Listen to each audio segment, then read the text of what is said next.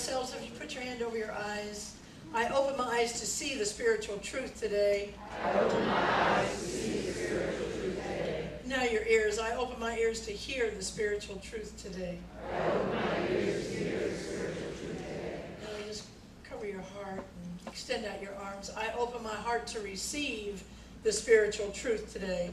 I open my heart to receive the spiritual truth today. Today's spiritual truth is that awareness in itself is curative. Awareness in itself is curative. You know, that was actually penned by Fritz Perls, the famous psychoanalyst, but it could have been penned by Ernest Holmes, or Jesus, or Buddha, or Moses, or Muhammad, or Lao Tzu, because it's a basic spiritual belief. Awareness in itself is curative. In fact, that is why the leadership of this church calls ourselves the Center for Spiritual Awareness.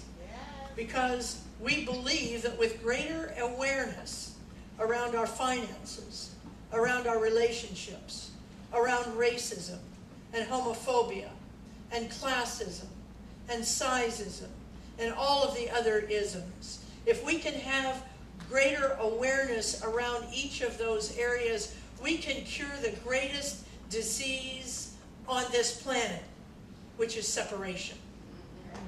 It's the greatest disease. But awareness is not only true of global things, it's also true of some of our personal pain that we get ourselves involved in. Your blessing has your name on it, just as the song says. And your blessing is here today. But sometimes, to get to our blessing, we seem to need to go through a period of having our life fall apart so that we can build it back up to receive the blessing that we want. Well, I'm working a little series called The 10 Things to Do When Your Life Falls Apart, an emotional and spiritual handbook written by Daphne Rose Kingma. And I like this little book because it's giving us tools that we can know about now when perhaps our life isn't falling apart, so that we can have them in our spiritual kit bag for when our life does fall apart. You see, we make our solutions to the global issues and our personal issues so complicated. They're not complicated. And these are very simple. These things, these 10 things to do are very simple. They're not anything you don't already know about. It's just an affirmation that we need to keep them handy and actually do the work necessary to make them help us in our life. Last week we started out with the first one, which is you cannot get through your life falling apart until you learn how to cry your heart out. There's the shortest verse in the entire Bible is 2 words. Jesus wept. Why is it the only 2 words in that whole verse? Because nothing else is needed. He was just modeling for us what is necessary. No excuses are necessary. No explanations are necessary. It's just what is. Jesus wept. And you and I have to learn how to cry our heart out. And men, as I said last week, I'm especially talking to you because you've been taught not to cry. You have to learn how to cry your heart out. But we're going to move on today. You can get that on CD or online or somewhere else if you want. I'm not going to spend any more time on it. What I want to talk about today is the second and third one. And the second one is this. Become aware of your default settings. Become aware of your default settings. It's not saying do anything about it yet. Just become aware of it, because awareness is in itself curative. Become aware of your default settings. We all have them. It's what we do to cope when we don't know what else to do in our lives. You know, when your computer goes to a default setting, it's because you haven't programmed another specific setting into it. And that's what happens in our life. We just fall back into those coping mechanisms that we know because we're too scared to do something new, or we don't know what to do that's new in our lives. Default settings are habitual patterns, but they're not always the best way to cope in our life, especially when a new situation is out of control. That's when we need something different than what we've always done. We need to begin to bring into our life imaginative solutions that are going to help us in our life. Here's what she says on page 20 about this whole issue of defaults. In theory, there may be nothing wrong with your defaults. In the right circumstances, they can be great strategies. It's great to have a nose to the grindstone work ethic when you're working on a project that has to be finished in 3 days. It's wonderful to talk endlessly to your friends about the ever-unfolding tidal wave of issues in your romantic relationship, or to have a snack or a drink when devastating disappointment leaves you reeling. But if you always do this, or more importantly, if you only do this, especially when radically altered circumstances are crying out for different choices, you are living your life by default in your life. See, the problem with default is they're not tailored to any situation. They're just general defaults that we allow to keep us asleep to our situation. They might make us feel better in the moment, but they're not actually moving us forward in our life. They also allow us to go on automatic pilot. You're depressed? Run for the refrigerator. You lost your job? Well, there are 16 martinis out there for you to have in your life. You're brokenhearted? Then you go to blaming yourself or the other person in your brokenhearted situation. That is, all of that are default settings, and they're actually not helpful. When times are tough, you don't examine your default settings. So we need to learn how to do that before times get tough. So because when we use the default settings, we're just putting a Band-Aid over something that's much deeper in our life. We're not actually getting to the issue. And conversely, when you face your default settings and you learn about them and you resist the temptation to use them, then you're signaling this to the universe. Okay, I'm ready for a new experience of life, and I'm ready for a new experience of who I am in this life. You're willing to connect on a deeper level with that divinity that is within you. And in that divinity that is within you, that's where you know where the solution is. Nobody needs to tell you. You already know that when you connect, when you take a moment. You don't do the same old thing. But here's the thing. You've got to be willing to step into the stillness. Step into the stillness to learn what new thing might be an option for you. You have to delay that automatic response to go into your default position. See, everybody has default positions. Mine is food. When I have a default position, it's easy for me to equate discomfort with hunger. And when I get those confused, I will go to, oh, I'm hungry. I'm not upset. I'm not in a place of I need to step back and ask God for a new option for these feelings here. I'm just going to stuff them down in my life. That's why there are many of us who really work at this default called food. And some of us work at it by saying, you know what, I'm only going to eat 3 meals a day with nothing in between. Because I know that the nothing in between is the call for me to go to my default setting. And so we even go as far to say, you know, when the Doritos, you go to the store and you feel a little discomfort in your life, and the Doritos are saying, Senorita, do you see me?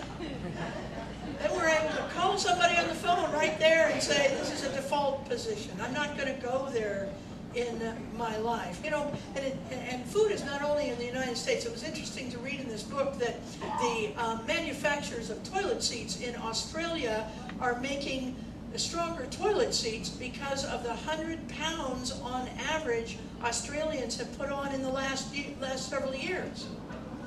So now they can withstand 100-pound more seating. That's interesting to me. It's also reflective of not only this nation is going to the refrigerator for default, but maybe other nations are going to the refrigerator for default. I don't know why that makes me feel any better. It does. Oh, you're as messed up as I am. But while food is the most common, it's not the only one. Here's what she says about defaults. Defaults come in many shapes and sizes, and it's important to recognize yours. They can be physical, such as eating, smoking, drinking, or getting stoned. They can be emotional, such as always taking the blame, putting everybody else's need ahead of yours, being the rescuer, always giving too much, blaming everyone else, or always calling for help without actually letting others help you. Your default could be compulsively saving money like a maniac, and then being so cheap that you never get a moment's enjoyment out of life. Or conversely, it might be overspending in such grandiose and self-indulgent ways that you are always in debt.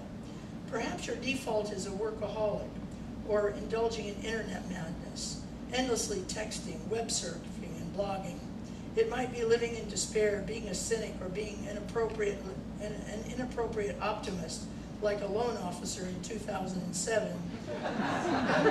Maybe you're always looking and holding out for the perfect mate, or perhaps you always seem to choose the perfectly wrong person. You're the woman who dates the most complex, fascinating, artistic bad boy lover who hasn't got a cent. The end of the list is endless. I don't know what yours is, but it's there. And I invite you this week to take a little time proactively and say, what is my default position? Because awareness in itself is curative. Once we can become aware of it, then the next time we're in a state of feeling overwhelmed, that's the time we might say, oh yeah, that's my default setting that I'm heading to right now. That was number 2. Number 2 is be aware of your default settings. Number 3 that I want to work with today is when your life falls apart, do something new. When your life falls apart, do something new. See, even when you're not in default crisis, it's good to get into the habit of doing new things in your life. See, every crisis you have is purposeful. Every single crisis you have in your life is purposeful for you. Now, don't misunderstand me. I am not saying that the loan that the car that ran into you is your fault.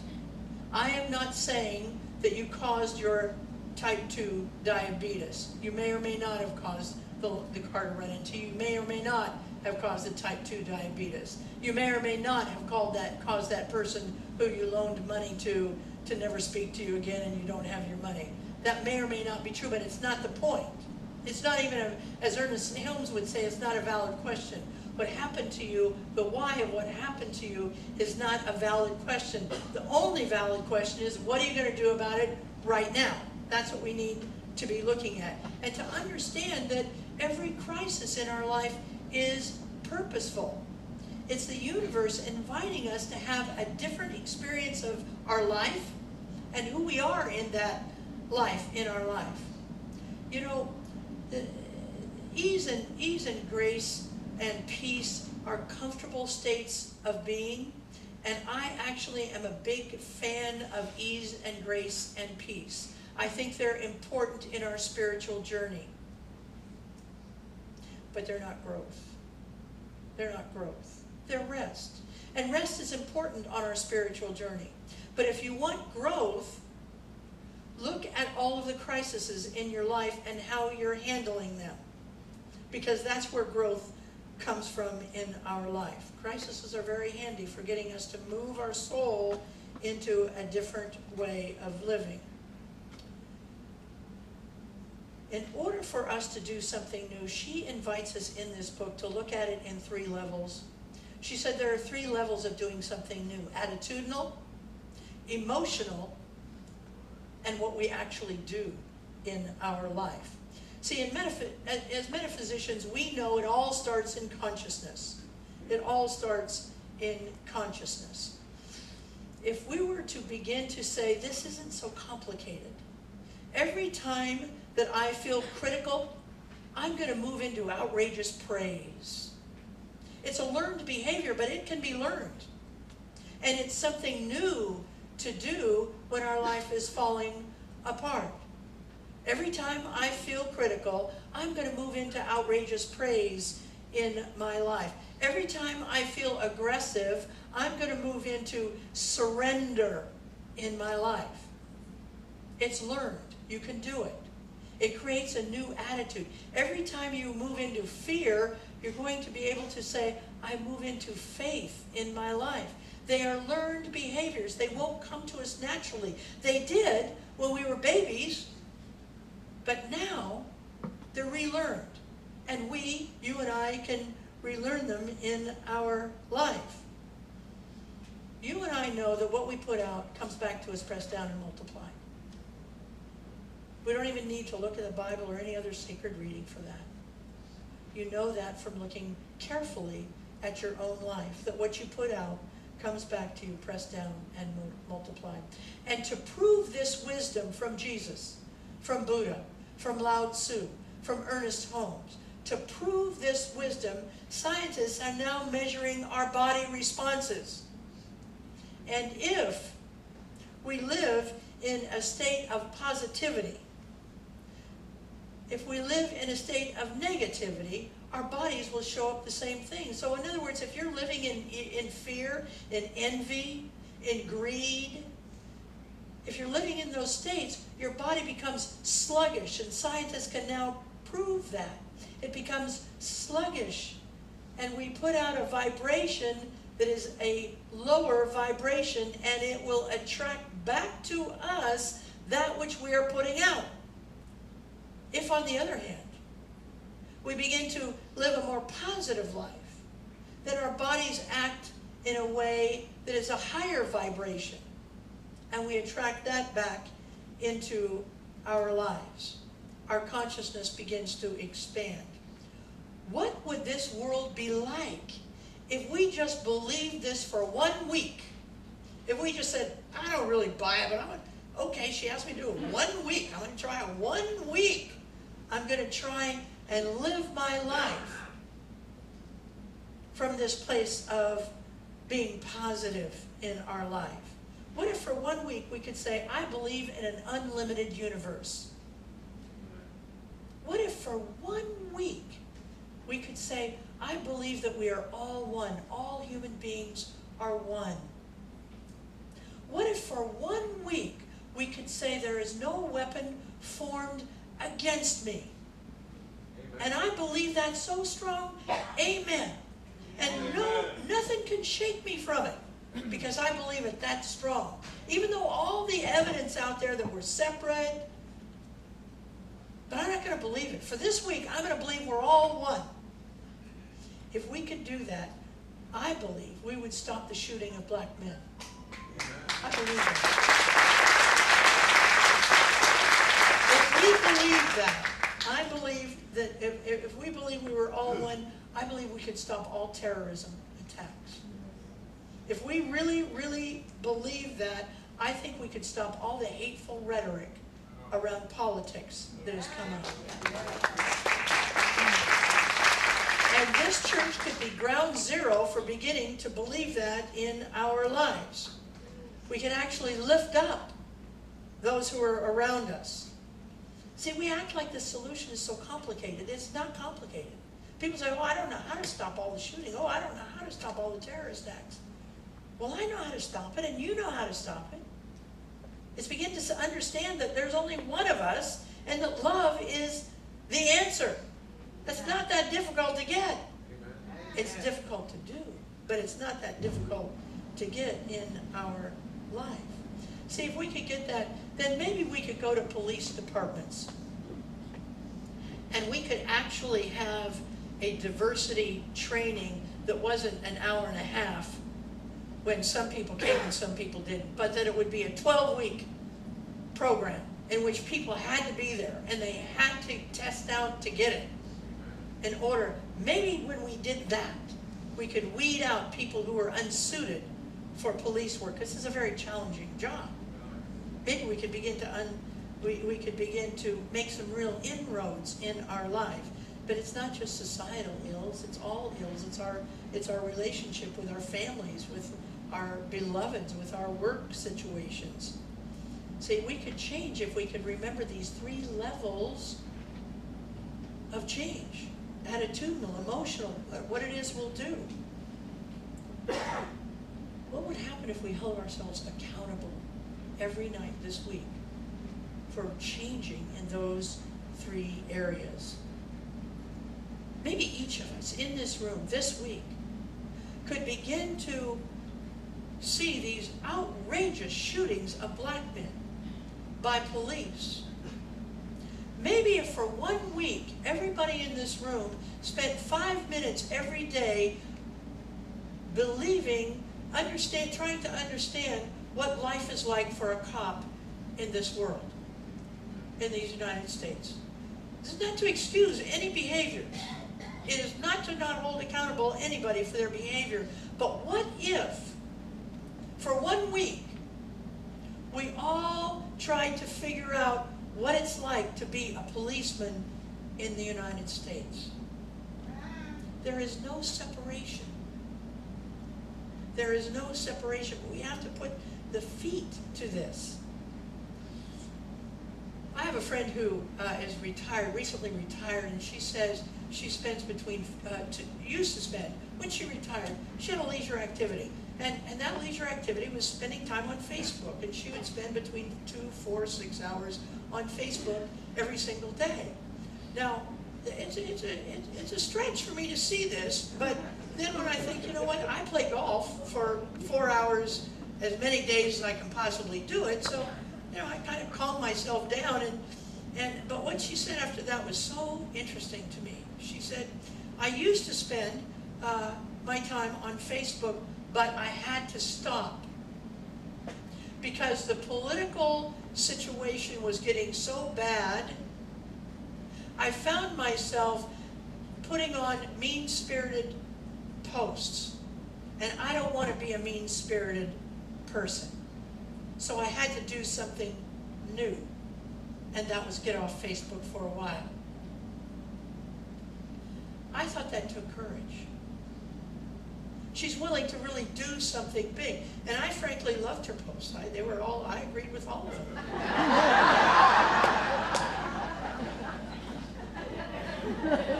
But in order to change, we have to do something new in this life and actually do it. What about emotional differences? What if for 1 week, just this week, you were willing to not put yourself down one time? Not once. That would be a spiritual practice for most of us. But if we were willing to do that, we would be doing something new. The 10 things to do when your life falls apart. Do something new in your life. And what about do? What about do? Are you willing to relocate if that's what it needs to happen, to do something new in your life? I don't mean take a geographic, because you know everywhere you go, there you are. But I mean to do something new, to get a promotion. Are you willing to go somewhere else?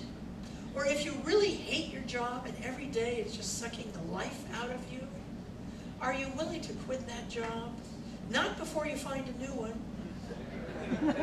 But are you willing to say, I'm not going to stay in this job till either I get sick and have to go out on disability or somebody fires me. I'm going to be proactive. And I'm going to go out and start looking for a job right now because I'm willing to do something different in my life. These are not tough. Well, they're tough. They're not hard to understand.